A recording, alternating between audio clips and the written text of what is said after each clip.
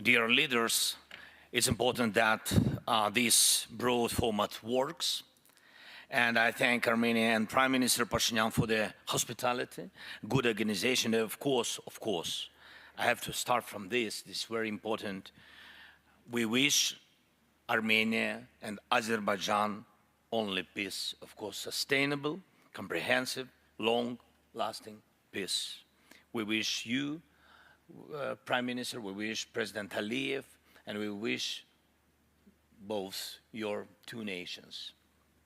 And so many countries are represented here today. It matters that Armenia stands here with all Europeans. And for the first time in 24 years, by the way, a visit by the President of Ukraine, this means a lot. And it shows the scale of our unity, all those who value life. And I agree with Antonio, absolutely. I'm glad Mark Carney is with us, and it's time to turn our shared values with Canada into more joint opportunities for Canada and Europe.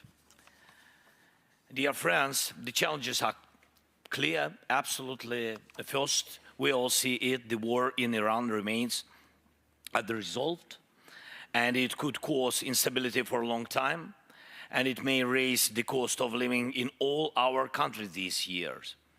And this could lead to major political shifts. So first of all, our energy and security cooperation needs to be real cooperation, and we need to help each other prepare for winter and deal with energy challenges.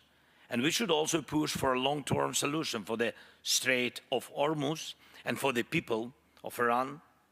Second, Russia's war against Ukraine and Europe continues just as hard as before. And this summer will be a moment when Putin decides what to do next, expand the war or move to diplomacy, and we must push him toward diplomacy.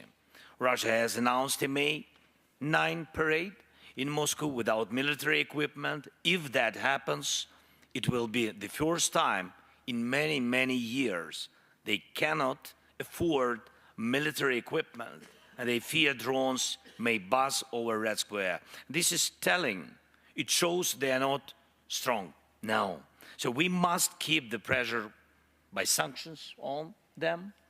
And I thank you for the 20th sanctions package. I'm thankful to all the leaders, to EU, Antonio, Ursula, thanks very much.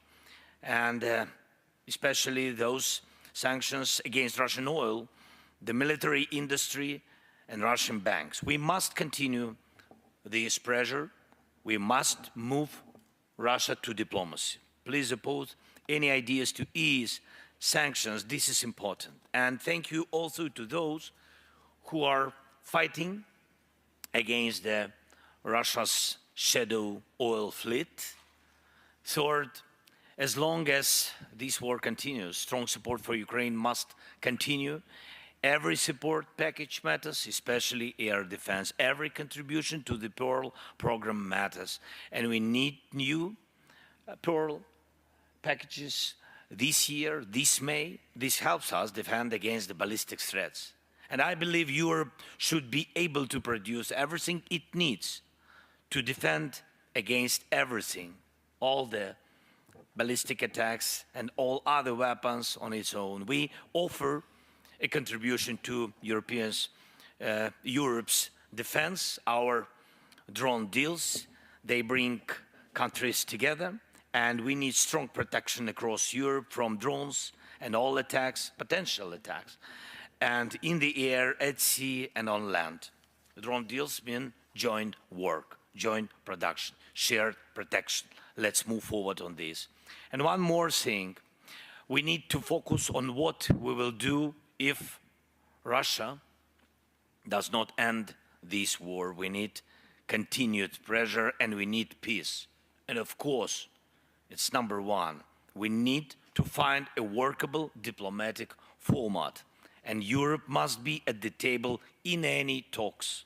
And we are in contact with the United States, and we understand their views and positions, but it would be good to develop one common European voice for talks with Russians. Thank you.